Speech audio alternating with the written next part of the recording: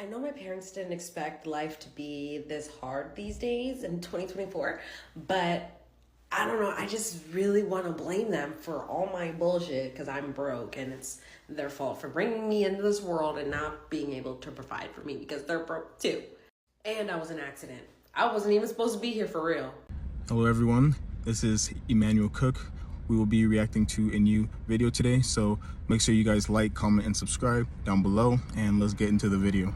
If you feel like your family is financially dependent on you, like when the bills get tight, your family starts to feel like a burden and you start to take out your stress on your family, your kids, your parents that may still live with you, now feel like your oppressor. They now feel like the burden in your life. Like you wish you weren't responsible for this many people when you have this little money right now. Let's get one thing straight. You know how to make money. You are going to figure that part out. That's actually probably going to be the easy part in this process. The harder part is repairing your relationship with your family. Maybe your kids have started to get a little afraid to ask you for things because you're so stressed about money. And maybe your parents that still live with you now really feel like a burden because they didn't take care of their finances when they were younger. They were going off of their retirement fund, which most of the time feels great, but right now feels super shitty. Well, what are we going to do? Well, first, you're going to start pursuing making more money. That's now like top priority. And now with this money, I'm going to suggest you to do something that's going to seem a little weird. I want you to start paying your kids and paying your parents for the roles that they play in the family house. For example, let's say the kids always take out the trash, do the dishes, do the laundry. You're going to pay each of them, I don't even know, $100, $250 per month, so to do those things. And let's say your mom or your dad always makes the breakfast meals and always makes dinner for the house. You're going to pay your parents $500, $750 to make all the meals for the house. You're probably thinking, why the hell would I pay them money?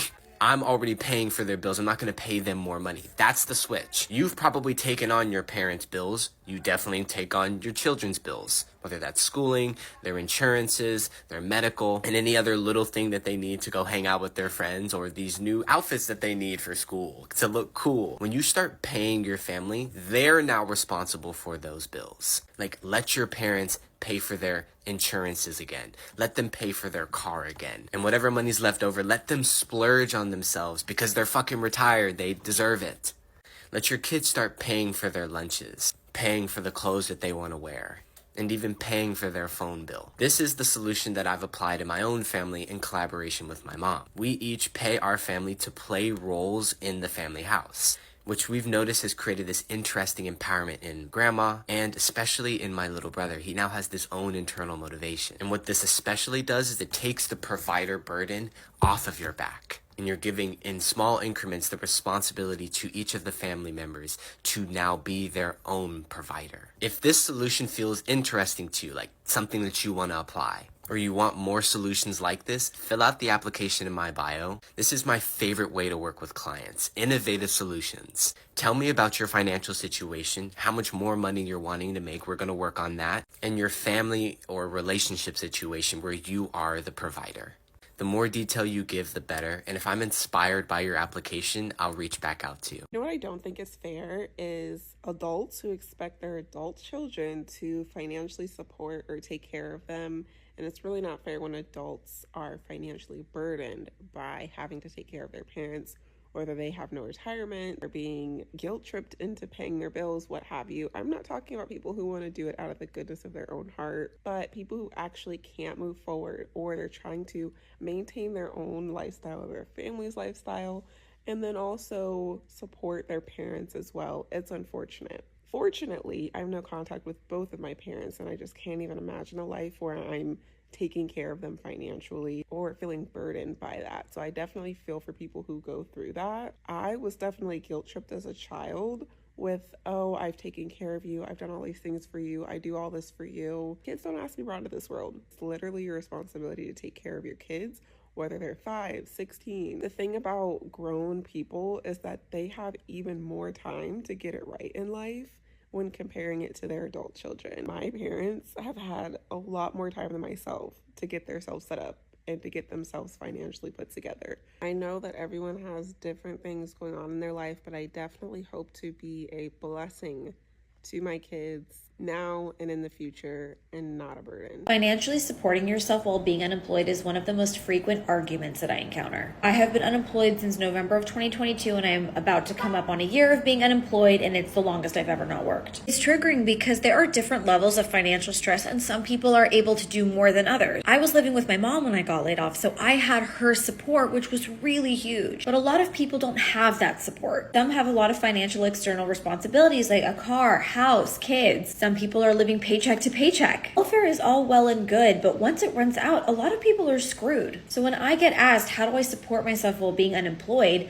Not everyone is going to like my answer. It's not because I'm doing anything wrong. My hot take is that I'm not struggling enough. Whenever I answer this question, I always preface that I am very grateful and fortunate for everything that I have, and I take nothing for granted. I am very fortunate to have a husband who supports us and who has a job. I'm also very fortunate enough to have parents who would step in if we really needed their help. Look, the financial conversation is a very sensitive topic to begin with. Being unemployed is hard regardless of what your financial stage is. I'm not saying one's easier or harder or better or worse. I'm just saying it's different. But if there's one thing I've learned over this time, it's do not be afraid to ask for help. Don't let pride stand in the way. Don't let your ego stand in the way. If you need the help, ask for the help. The people who love you will back you. Full stop. Having financial stability as a woman is super important. Like, ladies, I know all of us want to live this fairy tale dream lifestyle of, the stay-at-home mom that, her man pays the bills for her, all that, but that's really just a dream. Everybody don't get that life. You got to be able to take care of you, because if that man decide he want to up and leave you tomorrow, now you stuck, and you don't ever want to be stuck. Like, even if you are the stay-at-home mom type of woman, make sure you got some type of income of your own coming in. Like, it's so important for females to be independent, have your own finances. Do not rely on the man to support you financially solely. Like, you need to be able to take care of you, because he could up and leave you tomorrow. Like, you never know, because they be so temporary sometimes. I'm not gonna lie, they don't be here forever all the time.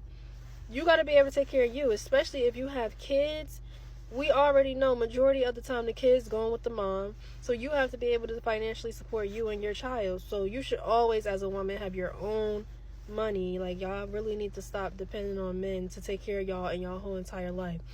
I just feel like it's not really that fair, like, to throw all your financial burdens on somebody else.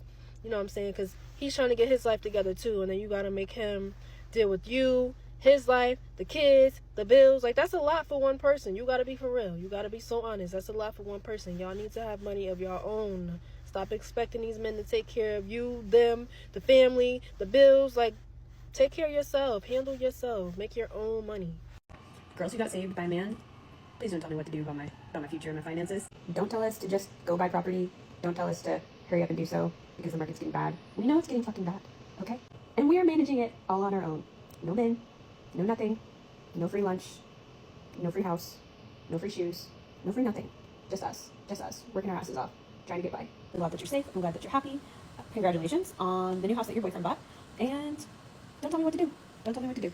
Stay-at-home mom TikTok is the most unhinged side of TikTok that I've ever experienced. I just got done watching a video where a girl said there is absolutely nothing wrong with being a stay-at-home mom, but you should have a little bit of extra money on the side of your own, maybe do a little business on the side, and by no means was she bashing stay-at-home moms. You go to the comments, and the comments are all like, you're just mad because you don't have the right man. Watch when you find the right one. The right one is dependable.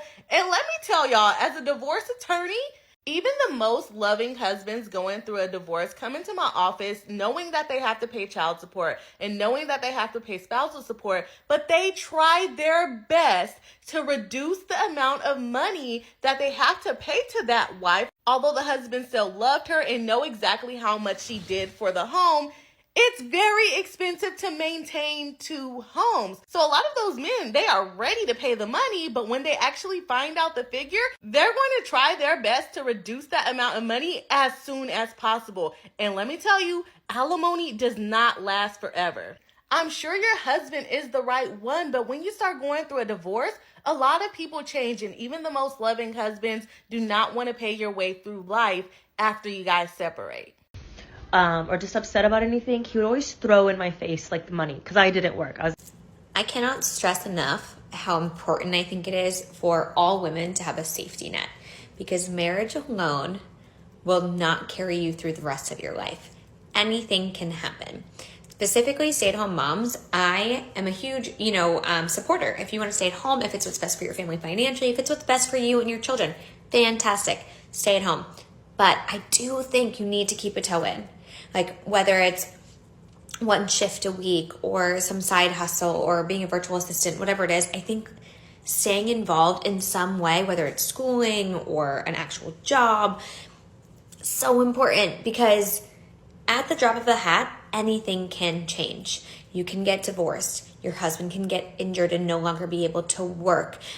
Your husband could pass unexpectedly, and if you don't have the correct life insurance and a will in place, like that can cause a lot of issues for you and your children.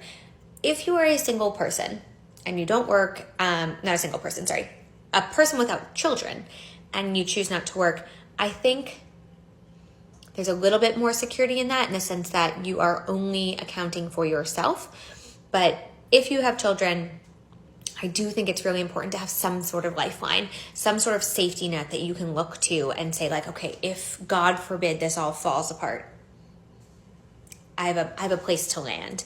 And it might not be a soft landing, right? It might still hurt a lot, and it might still be really hard, and it might still take you years to build back to maybe where you were before you had kids. But it makes me so nervous when people are 100% reliant financially on a partner, male or female. There's many ways that it works for people, right? It's maybe they do have a financial safety net in the form of generational wealth. Maybe they do have a safety net in a career or really great connections within an industry. Fantastic. I don't care what it is.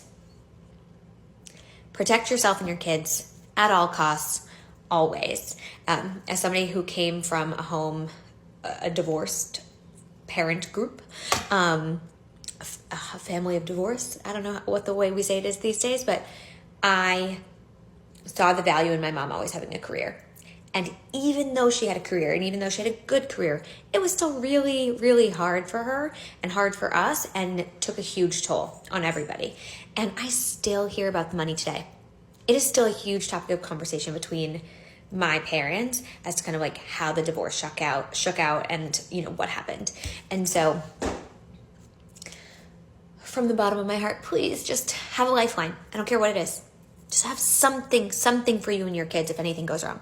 I never understood why there are people who talk down to other individuals because their parents still help them in their adult years. It's honestly giving jealousy, because who wouldn't want their parents to help them while they're adults as well? You see the world odd? Who wouldn't want to be able to have their parents to still give them a little money whenever they can? Because me that take it, I'll take it with open arms. $50, $10 is something less me have to spend, right? So it's always confusing to me. People be like, oh, your mother and father help you, so really can't say nothing. Exactly, really cannot say nothing because I'm getting the help that I need. People are so stuck on, oh, you don't know what hard life is. Why would I want to know what hard life is? And that's what I'm tell someone, when you don't go have no picnic, if you know so you cannot financially have a child, because you will be a parent. If you're a parent, whenever you choose to become a parent, you're a parent for life. You think so me go in this earth and know say my daughter needs somewhere to lay down and she need money and me not help her. I don't want my daughter to go through no hard life. Me never go through that. My parents make sure say they wasn't rich, but they make sure say them do them have to do for me, right? So it's my job to make sure that I'm doing even 10 times better than that. Because I don't want my daughter to know hard life. Because, mental health is a thing. Depression is a thing. Imagine you go through that and you have to worry about food. And then you have to worry about which way you... No. My daughter go alright. If no one call her spoil. But my aim in life to make sure that she's a nepo baby. I want her to know that everything is gonna always be alright financially, because everything else plus you're broke. Yeah. I'm gonna see I go. So many reasons that have become even more apparent since leaving my ex-husband that I should have left him a long time beforehand. But the one in the last few weeks that has been absolutely sending me and is so funny now is the financial independence I now have.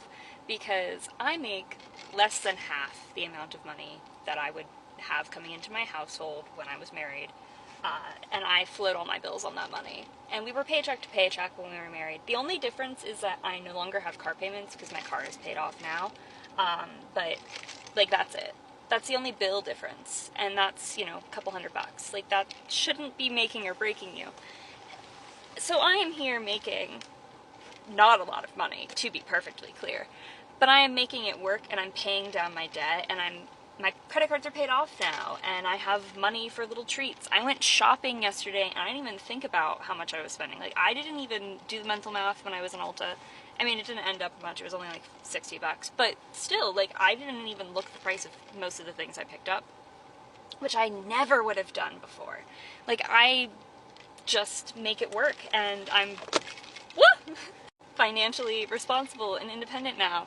And that's not a thing I ever could have done when I was married to him, because he would go and spend all our money and I would have to put bills on my credit cards, and we would be behind on payments, and we were trashing our credit because he would go and spend our stimulus check on a kayak and would, you know, come back, and I look in the bank account and he's managed to spend $400 in 3 days, and I don't even know what he managed to buy in that time. And, you know, we're only making $15 an hour, so that's a lot of money. So, like, it's absolutely insane how much better off financially I am with less income. Like, it should not be the case. It's absolutely insane. And this is just your PSA. If you're in a relationship with a man-child who can't spend his money well, don't marry him. Probably gonna piss a lot of people off, but if you're over the age of 21, an adult, do your parents help you out financially? I saw this thing on Instagram that said 50% of US parents are still helping out their children financially. But in the comment section, some people had their panties in a bunch. They were upset that some parents are helping out their adult children. And this is what I think about it. Please shut the fuck up. You are a parent forever. Even if you're 90 and your child is 70, you are a parent. If you are a parent and you have it financially to help your adult children out, if they're in need, why not help them out? You decided to lay on your back and make those babies who are now adults and they need financial help. And I'm not talking about the parents who don't have it financially. I'm talking about the parents who have it financially, but they want their children to struggle. I've heard a lot of parents say, oh, I want my children to struggle because if they struggle, that's the only way they're going to grow. Struggling sometimes helps you to appreciate things, but I feel like there's a thin line between struggling and suffering. Struggling and suffering are brother and sister. I feel like struggling makes you bitter. It makes you angry. It makes you want to fuck some shit up if you have to struggle your whole life. Thank God for my parents, because my parents don't do this. But I have friends who, if they borrow $20, $10 from their parents, they have to pay their parents back by next week. It's almost insane if your parents have it financially, but you still have to pay them back the $10. I feel like it's bad parenting if you have it financially and you make your adult children suffer. We all know that life happens. Always have your own money. It is very important. Just in case, because things can go from amazing to horrible real quick. Things happen all the time. Hardships are just around the corner. And yes, even in marriage as well. Have your own. And if life happens to you, what are you going to do about it?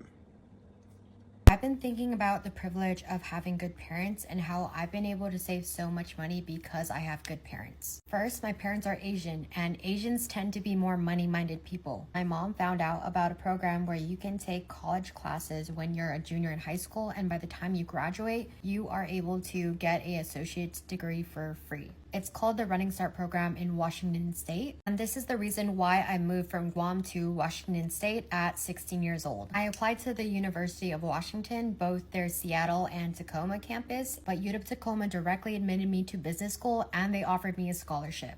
So I was able to pay for college with the help of my parents, scholarships, and working 3 campus jobs at the same time. I feel really blessed because my parents set me up in a position where I don't have any student loans today. Second, when I finally graduated out of college, my parents didn't kick me out of the house unlike other parents. In fact, my parents told me that I could live with them as long as I wanted, and I feel like this is very common with Asian households. Asians tend to have multi-generational homes, so think grandma, grandpa, parents, kids. Anyways, my parents were beyond generous and they didn't even charge me rent. I did volunteer to pay for the phone bill, so I was contributing in that way, but for the most part, they wanted me to save most of my money. This generosity of being able to live with my parents for free and making a salaried income is how I was able to save enough down payment with my husband, who was my boyfriend at the time, to buy a house. And the third way my parents has helped me save money is they still haven't kicked me out of their family plan with Geico for car insurance as well as T-Mobile for phone. Being on the family plan is a lot cheaper than if I was to be on my own, so I just Zelle out my mom each month. Not to mention, I still use my mom's Netflix and Amazon account. All this to say, I'm really thankful for my parents, and having a good relationship with family matters. A quick reminder, please remember to like, comment, and subscribe down below, and let's continue the video. I've talked a lot about kids who grew up with wealth and privilege, but let's talk about the greatest privilege of them all, in my opinion, which is growing up with very financially literate parents. And here are some of the things that my parents did for me growing up that has set me up financially for success while I finished getting ready for the day. The first thing being that the second my adoption papers were signed when I was like 2 months old, my parents set up a custodial Roth IRA account, and the max contribution you can have to that account is $6,500 a year, but it has to be the child's income. My mom owns a company. I don't know exactly what they did, but her lawyers and accountants set it up so that I have been an employee of her company since I was less than a year old, and my job was modeling. She owns a software company. Nothing I ever modeled for actually went into the public, but I did 1 photo shoot a year with a salary of $6,500. So from 0 to 18, there was a total of $117,000 transferred into that account, and because of compounding interest, which we love, at 18, when the account had to be transferred under my name, I had about $220,000 in that account. I'm 25 now, I still contribute to the same account, and because yet again of compounding interest, now at 25, since being 18, the value in that account has almost doubled. So we love that. The second thing being car loans. I've had car loans being placed under my name, co-signed with my name, since I was 12 years old, way before I could even drive. Now, why would my parents do that? Because a big thing that goes into your credit score is length of accounts, number of accounts, diversity of accounts, and obviously account size. So when I was about 11 or 12, my parents started co-signing my name to their car loans, which obviously I was not paying anything towards the car. It was just so that I could start building my credit. So even before I got my first car at 16, on my credit history, I had 3 car loans already that were fully paid off. Speaking of which, a couple of you guys have commented asking me what my first car was. So my parents had this rule in place that for every year that I got myself to school using public transportation, so bike or bus, they placed $2,500 in a car account for me. So starting when I was 8 years old, I would bike or bus to school, and my city didn't have like a city school bus system, so I had to take like the city bus. So it was a win-win because my parents didn't have to deal with like pick up and drop off, but also I was learning how to use public transportation. It was great for everyone. But by the time I was 16, I had $20K in that account, and I cashed that out for a black Toyota Corolla Sport. It was my baby. I loved her so much. But no, I did not drive like a Mercedes to school, which a lot of you guys assumed. And honestly, I'm happy I didn't, because it's made me appreciate the cars that I have now. Speaking of loans, my parents did pay for my college in full, which I am so absolutely grateful for, but only after they made me take out a $5,500 student loan. Now, a lot of people think that's crazy, like why would they make me take out a student loan? One, it's because both my parents did pay for their own degrees, so this is a way of me having a little skin in the game and paying for my own degree and earning my degree. But most importantly, the student loan account was a huge benefit to my credit score, my credit history, yet again, because your credit is built off of how many accounts you have opened and diversity of accounts. So this student loan account has actually been such a huge impact on my credit score, and a big reason why my credit score is so high. I also have not paid the student loan off because since finishing my degree, the pause interest started from COVID, so I didn't have to, but now interest is starting again and I do need to pay it off. Although yet again, I am super lucky to be one of the students that has a pretty small loan. And one last major thing that they did for me was put all of our properties in an irrevocable trust. So that way when I inherit the properties down the line, I avoid paying some of the inheritance tax. You still have to pay taxes on the properties, but this just reduces the amount of taxes that you have to pay. Now, inheritance tax laws have changed over time and state by state, so look at your state. But I can tell you that when I worked in SF in real estate, one of the main types of clients that we had that were selling their houses were kids who inherited their parents' houses but couldn't afford the property taxes, so they had no choice but to sell. But look at your state's inheritance tax laws, and if it makes the most sense and you are able to, put your properties in a trust for your children. They will be so grateful down the line. You know what I don't see enough conversations about? The guilt of leveling up financially and living a life that's quite different to your parents, but then also not having enough to fully change their lives yet. You know, every time I see a video of like a teenager or a young adult whose parents are supporting them financially, like of course covering their needs, but like majority of their wants too, do you know what I think to myself? Boy, I hope that can't be me. I don't know. I've never been the person to like go in the comments and write some mean stuff, talking about how spoiled you are, how that's daddy's money, how that's your parents' money, how you'll never know what it's like to be. No, those videos just motivate me to keep my head down and continue to do good in school, because I'm trying to be like them. I would love nothing more in this world than to be able to take care of my children's needs and wants. Like, number one goal on this list, I want to pay for my kids' tuition. Do you understand how much financial freedom you have when you walk out of college with zero debt? That every single check that you obtain after college just goes straight to your account and your expenses? You have no debt? Why would I not want that for my kids? Why do you not want that for someone else's kids? Like, I don't get that. Every time I see one of those videos, I'm just like, God, I hope you bless me enough to do the same for mine. And as someone who grew up in a town where a lot of parents were able to pay for their kids' needs and wants, let me tell you, a lot of them are still very much working. It's just every check that they have starts going into their savings. Like, I had friends in college whose savings accounts were 5 figures from all the money that they've had from working jobs because their parents paid for everything else. I don't know, I just feel like people think that in order to learn how to be a good, functioning, independent human society, you have to know what it's like to struggle and survive. And that's just very much not the case. That's what this country would like to tell you. But you don't need to struggle in order to be a good person. My parents gave me a better life than what they had, and I'm just hoping that I can give my kids a better life than I had, and that the pattern just keeps on moving down the chain. Parents who have money, be very careful with your children. You cannot solve all of their problems. Yes, it is good to help your children, but on the other hand, they have to be able to solve their own problems as well. If they're having a hard time, make sure that they are able to solve their own issues. Sometimes, not all the time, but sometimes let them fight. Let them struggle a little bit. Not all the time, but sometimes. They have to learn that. If they don't learn it, they will be extremely entitled.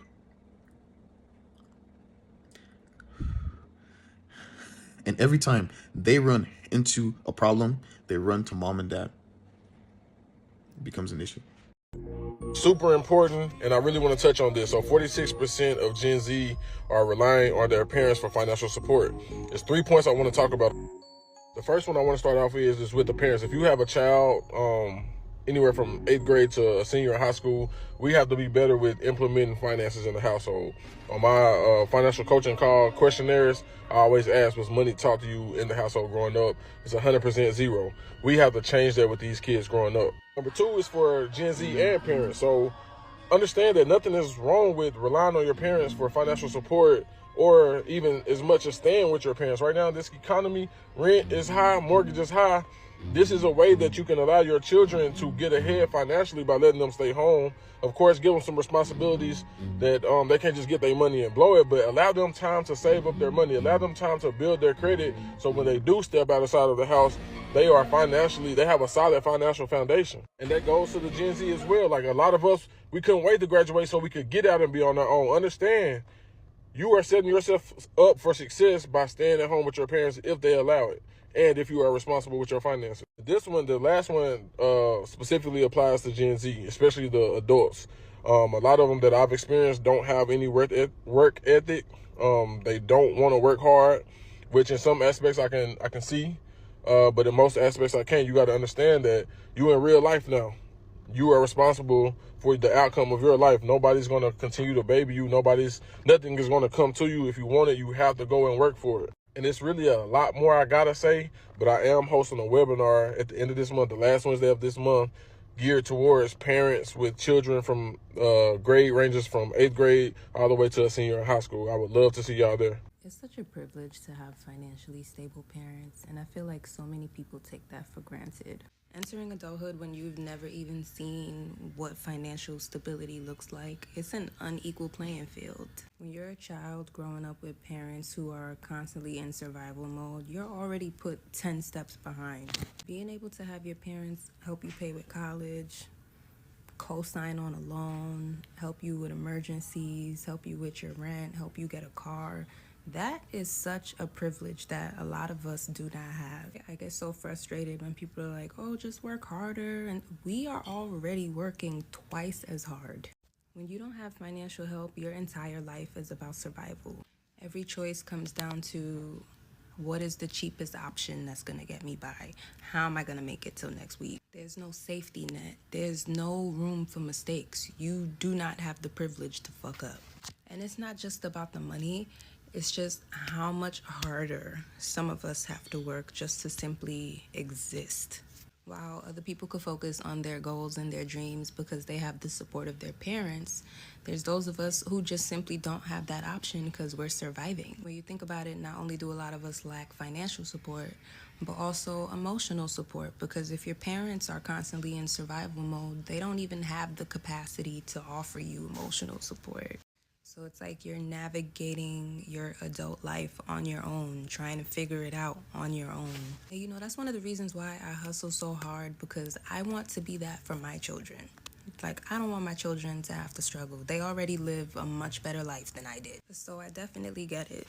But I do think a lot of people take it for granted. So if you have the help, you have parents that can help you financially, support you emotionally, that is such a blessing. Do not take it for granted. Shout out to everyone breaking generational curses, because it is not an easy road. So there's a huge amount of our monthly paycheck that goes towards helping family members, right? And I knew before getting married, I knew this was going to happen. But the important part is I want to share with someone that might be in the same boat. Whether you are someone that contribute to your parents' living expenses, I want to share a few tips for you. Well, it's been about 3 years when my husband and his brother retired their mom, right? So we each contribute a certain amount to her living expense, her bills, and then of course I have my mom that's in Africa that I contribute or help out with basic needs. So when it comes to parents, don't feel like you have to do it all. If you have a sibling, I need y'all to sit together and make a plan, right? What is it that we can contribute to our parent each? Like, how is that going to look like? And I also need you to take advantage of government assistance. This is not a time to be prideful. I'm not saying take your parent to a government assistance house if the neighborhood is not safe for your parents. Y'all can come together and maybe again pay for a rent in a nice, decent senior living home or something, but try to figure out how you can get some assistance, especially when you're so young. There's not so much you can do. I'm the oldest child. I just turned 30, okay? I'm the oldest child. I know the burden. I know how it feels like. You want to do so much more, but it's only so much that you can do yourself when you haven't taken care of certain things in your life. So don't ever feel like you have to do anything alone. If you have siblings, if your parent have siblings, anybody, try to have a talk or conversation where, we can talk about this. If you can bring them in your home if you want to, or y'all can talk about how you can source out living expense. Again, try to reach out for assistance. If you can get them food stamps, Get them that, okay? That's every single thing is going to help them out. Forget that you are doing the best that you've never seen, and you are doing the best that you can do. How to survive reverse generational wealth. Reverse generational wealth is where your parents end up leaning on you for financial support and you barely have enough means to support your damn self. Mind you, might also have a kid. Number one, establish boundaries. You can never loan them exactly what they ask for. Always go at half, and then you could probably negotiate if you feel like loaning the money. If you don't feel like loaning the money, just say no, and honestly, you don't have to provide an explanation. If you are the type that has to provide an explanation, just explain, listen, I'm really struggling right now, and if I give you X, I'm gonna have to end up not being able to do Y. Talk to them often about their own retirement plans and their own plans to be self-sufficient. I like to say, listen, I'm worrying about you. You're going to get older soon. We need to make sure you have a good plan in place because I am not the plan. Do not involve them in your money affairs. If you got a raise at work, if you got a bonus, you cannot tell them that because they're plotting. And always be sure that you are helping, not enabling. If it's something where they're coming to you every single week, you're enabling that behavior. Actually help them learn better financial responsibility. Also, Yep. And don't feel guilty about it either, because here's the thing. Once you tell them how much you make, they're going to start to see you as a safety net. It's not like it improves their financial situation. It's almost as if they get riskier with their financial decisions because now they got you to cover them. Don't even do it. For your mental health and for their financial improvement, keep it quiet. Do any of you have like resentment towards your family for not, like being angry at them for not acquiring like a certain life for you, and sometimes I feel guilty having that feeling, but sometimes I'm like, dude, I just wish my parents like worked super hard so yeah, I could be a Nepo baby, or not even Nepo, just to be like a kid that has some sort of leverage in life instead of having to earn everything from the ground. And this isn't me like trying to garner sympathy or anything. It's just me like, I personally would not have children if I can't afford to give them at least some sort of leverage in life by having enough money to pay for their first 4 years in college. Granted, if the kid flunks out of school and they need more than 4 years, after that, that's your problem. You know what I mean? Or just being able to afford 1 year of college for them, or to be able to even buy them their first car. Like, that's what I would want to do. If I ever decided to become a parent, that is when I would decide, when I can give them a life better than mine. And I hate feeling this way, and I hate having this, like, not resentment, but just, like, sometimes I'm like, I wish, like, why didn't you do that for me? Like, did anyone think about this and cared enough to fucking, like, think this child is going to be out in the world 20 plus years from by the time she's born, and things are going to be so different from when we had her. And, like, despite it all, I wouldn't trade my mom in for anything. No amount of money is worth my mother. I love her so much, and I know she had to overcome a lot.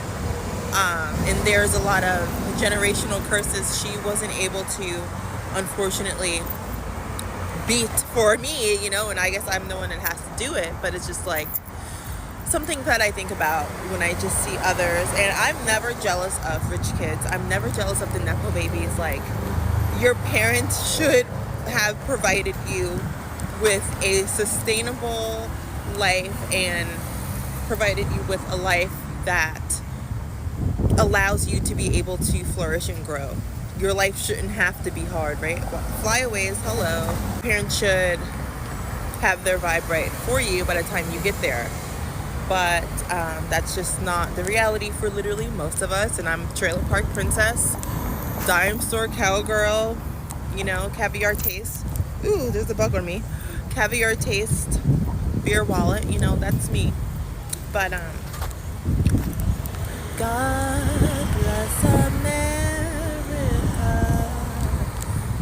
Yep, exactly. That's a sign from God, the way that American flag is looking. But yeah, and I want to reiterate again, I fucking love my mom, and I'm grateful for everything that she has been able to give me. Like, she Prada sunglasses, like, you know, but Prada sunglasses isn't the same as like being able to help your child pay for like a car or their first apartment or anything. But you know, the gift that she's been able to give me and just being able to feed me, and I know she worked so hard to just be able to feed my ass. So I love my mommy. I love her so much.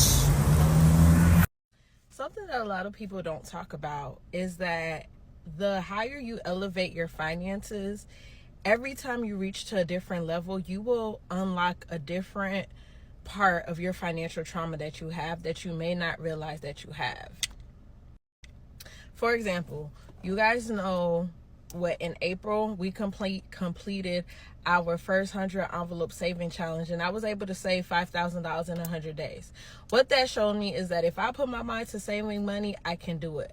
But what I didn't realize was it became a lot harder to tell my family no, that I couldn't help them, knowing I had access to $5,000 in my account.